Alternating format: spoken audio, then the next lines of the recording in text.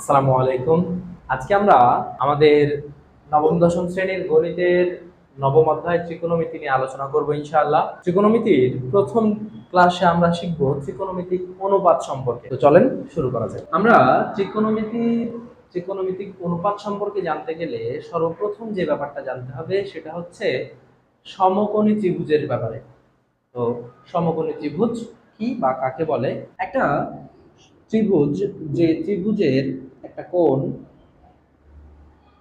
সমকোণ বা 90 ডিগ্রি, তাকে আমরা বলি সমকোণী ত্রিভুজ। তাহলে যে ত্রিভুজের একটি কোণ সমকোণ বা 90 ডিগ্রি অথবা লম্ব, তিনটা নামে আমরা ডাকতে পারি। একটি কোণ সমকোণ,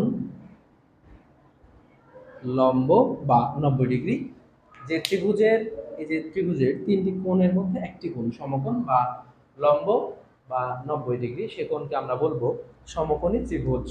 তো এই সমকোণী ত্রিভুজের সমকোণের যে বিপরীত বাহুটি আছে, ঠিক সমকোণের অপোজিটের বাহুটি, এই বাহুটি দেখতে পাচ্ছেন নিশ্চয়ই। এই বাহুটির নাম হচ্ছে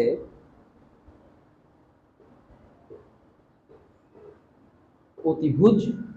তার অতিভুজের সংলগ্ন দুইটা বাহু থাকে, একটা বাহুর নাম হবে লম্ব আর একটা বাহুর নাম হবে ভূমি। এখন কোনটা লম্ব আর কোনটা ভূমি এটা চিনতে গেলে আমাদেরকে অবশ্যই থিটা কোন জায়গায় চিহ্নিত করা আছে সেটা জানতে হবে বা দেখতে হবে।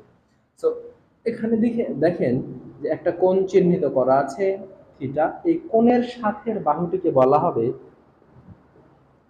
ভূমি, এবং এই কোণের বিপরীত যে বাহু, থিটা কোণের বিপরীত বাহুকে বলা হবে লম্ব। মনে রাখবেন, থিটা যেখানে ভূমি সেখানে। আচ্ছা, এখন এই যে সমকোণী ত্রিভুজের বাহুগুলো আছে, এই বাহুগুলোকে যদি আমরা অনুপাত করি, একটা বাহুর সাথে আরেকটা বাহুকে অনুপাত করি, যেমন আমরা যদি লম্বের সাথে অতিভুজের অনুপাত কল্পনা করি, লাইক লম্ব বাই অতিভুজ, তাহলে পাবো, যদি আমরা লম্বের আর অতিভুজের অনুপাত কল্পনা করি তাহলে আমরা যা পাবো সেটা হচ্ছে সাইন থিটা। তাহলে এই সাইন থিটা মানে আসলে কি? সাইন থিটা মানে হচ্ছে লম্ব আর অতিভুজের অনুপাত। আর এই সাইন আর এই থিটা পরস্পর মোটেও গুণ অবস্থায় নেই।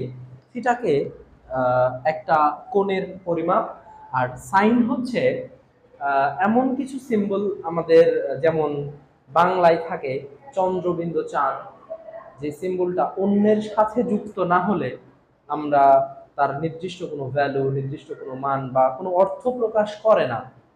যেমন দেখো, শুধু চন্দ্রবিন্দু চাঁদ যদি থাকে, এটা দ্বারা আমরা কোনো অর্থ বুঝি না বা কোনো কিছুই বুঝতে পারি না। বাট যখন থাকবে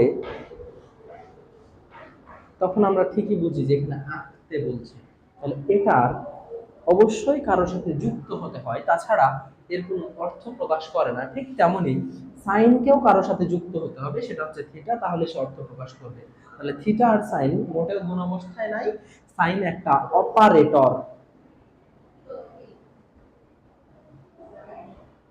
এই অপারেটরের সাথে যখন থিটা যুক্ত হবে তখন এই সাইন অপারেটর এবং থিটা এদের সমন্বিত রূপ প্রকাশ করে লম্ব আর অতিভুজের অনুপাত। একইভাবে আমরা যদি ভূমির সাথে অতিভুজের অনুপাত কল্পনা করি তাহলে যা পাবো সেটা হচ্ছে কস থিটা। এটা এখানে কস একটি অপারেটর। ঠিক একইভাবে অপর বাহু লম্ব, আচ্ছা সরি, এখানে দেখতে সমস্যা হবে, এখানে দেখেন অপর বাহু লম্ব আর ভূমির অনুপাত হচ্ছে ট্যান থিটা। ঠিকই এই ট্যান থিটার যে বিপরীত রাশি আছে সেটাকে বলা হয় বা বিপরীত অপারেটর কট। সো কট থিটা, ট্যান থিটার গুণোত্তর বিপরীত অপারেটর। এটা হচ্ছে একটা আরেকটার বিপরীত আর কি।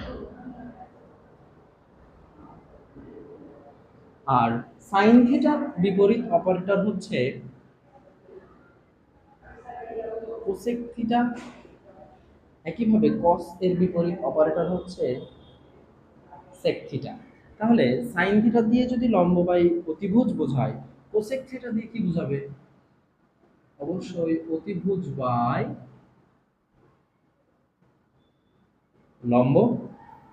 কস থিটা দিয়ে যদি ভূমি বাই অতিভুজ বোঝায়, তাহলে সেক থিটা দিয়ে বোঝাবে অতিভুজ বাই, বলো বলো, ভূমি। গুড। আর ট্যান থিটা যদি লম্ব বাই ভূমি হয়, তাহলে কট থিটা এর বিপরীত কি হবে সেটা তোমাদের জন্য প্রশ্ন থাকলো, কমেন্টসে জানাবা। আসসালামু আলাইকুম।